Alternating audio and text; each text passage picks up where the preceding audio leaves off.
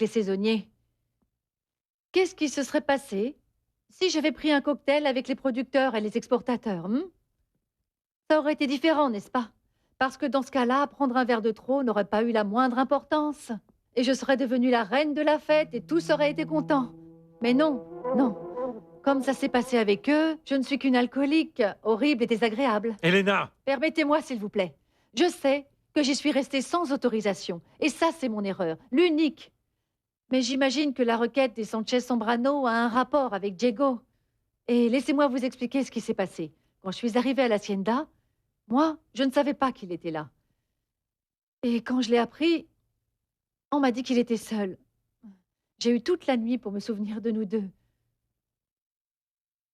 Et alors, je suis redevenue la Paloma. Et je me suis mise à chanter.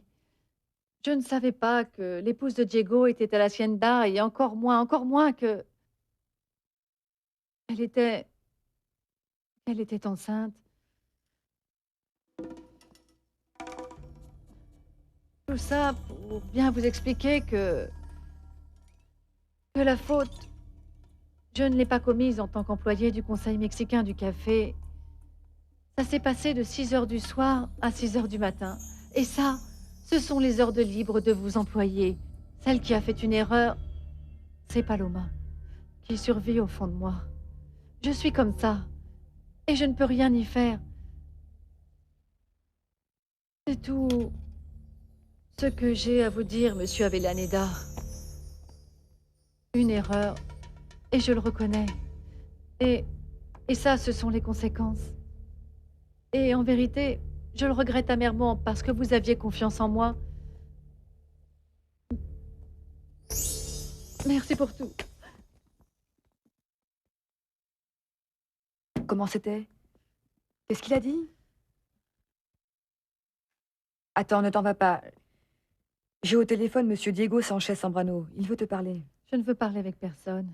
Parle avec lui, il est très préoccupé par toi.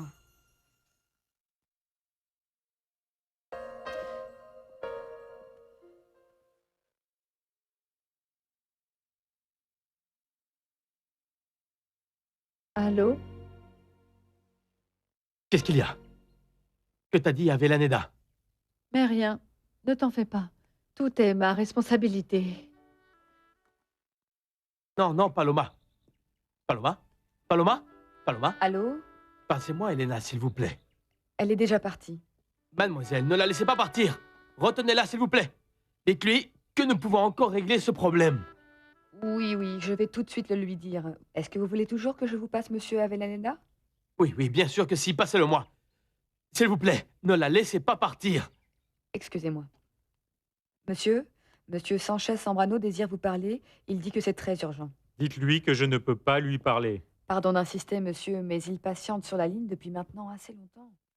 Il ne veut pas raccrocher. D'accord, passez-le-moi. Bonjour Diego. Oui, oui.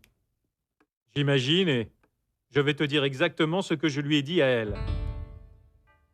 Je ne sais pas comment on peut vous faire confiance. Ce matin, ton épouse est venue dans mon bureau. Avec Angela, Barbara et ta sœur et ton cousin Fabian. Toute la famille et ils se sont plaints de ce que Elena avait fait à l'Hacienda. Laisse-moi t'expliquer, s'il te plaît. Ce ne sont que des mensonges. Elena ne savait pas que j'étais à l'Hacienda. Et encore moins que Bérénice allait arriver là-bas à l'improviste. Moi, je vous avais averti que je ne voulais pas impliquer le conseil dans vos problèmes personnels. Ta famille va convertir ce bureau en champ de bataille, bon sang. Je ne peux pas le permettre. Roberto, écoute-moi bien, s'il te plaît. Elena n'a pas du tout mal agi. Elle a fait son travail et c'est tout. Là-dessus, je n'ai aucune plainte. Mais maintenant, toi, tu m'écoutes. Ta famille n'est pas venue se plaindre d'Elena Olivares. Elle est venue se plaindre d'une des employées du conseil. Une employée du conseil qui a transgressé les règles et qui mérite une sanction. Mais tu n'as pas compris les choses. Celui qui ne veut pas comprendre, c'est toi. Ils sont venus me dire que mon employée est rentrée à l'Hacienda sans autorisation, qu'elle a commencé à faire du scandale avec les saisonniers et qu'elle a terminé à l'aube en chantant pour le patron de l'Hacienda sans se rendre compte que sa femme qui est enceinte était elle aussi présente. Je suis assez clair? Ça, ce n'est pas vrai. Avec de tels comportements, j'ai dû la renvoyer. Je ne peux quand même pas risquer le prestige du conseil. Je comprends très bien ta position. Comment tu vas procéder si tu n'as pas une plainte du patron de l'Hacienda? Ta femme était là, Diego. Roberto, en tant que propriétaire et administrateur de l'Hacienda Casablanca, je veux t'informer que mademoiselle Elena Olivares était autorisée à passer la nuit dans le campement des saisonniers de ma propriété. Qu'elle n'a pas à demander de permission pour le faire. Et parce qu'en tant qu'employée du conseil, elle peut disposer des installations comme bon lui semble. Diego! Et je veux aussi te dire qu'en tant que propriétaire de l'Hacienda, je suis très satisfait du travail qu'elle a réalisé. Et je te remercie que tu aies envoyé une personne aussi sensible et aussi proche de tous les saisonniers.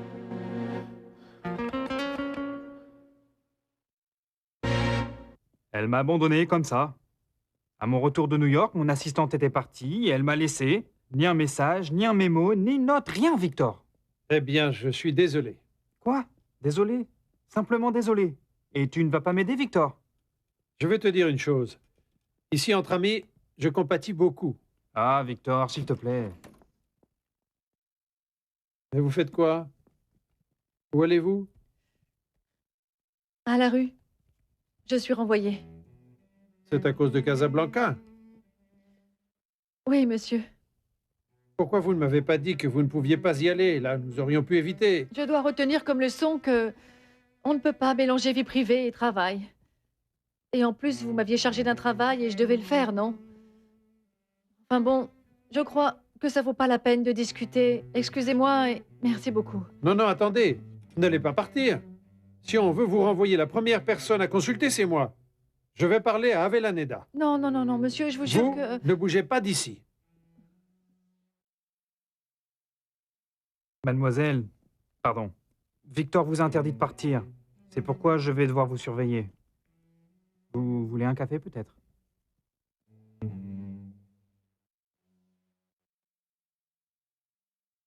Très bien.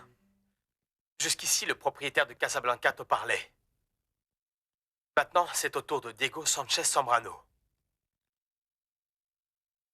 Écoute, si la chanson de Paloma a incommodé ma femme, c'est un problème personnel et c'est à moi de le résoudre. À ce propos, je veux te présenter mes excuses.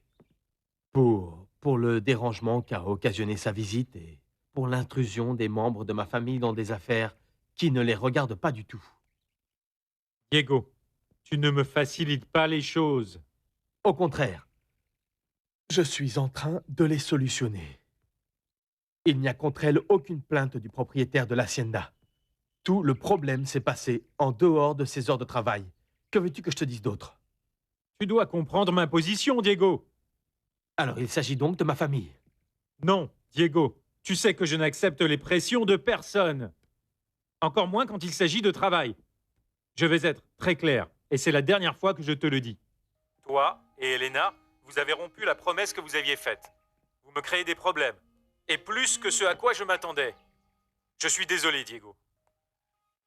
La seule chose que je te demande, s'il te plaît, c'est de ne pas la renvoyer, Roberto.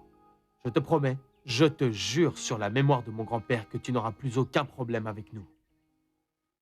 Mais je ne peux plus te croire, Diego. Comprends bien, Roberto. Ce travail est vraiment important pour Elena.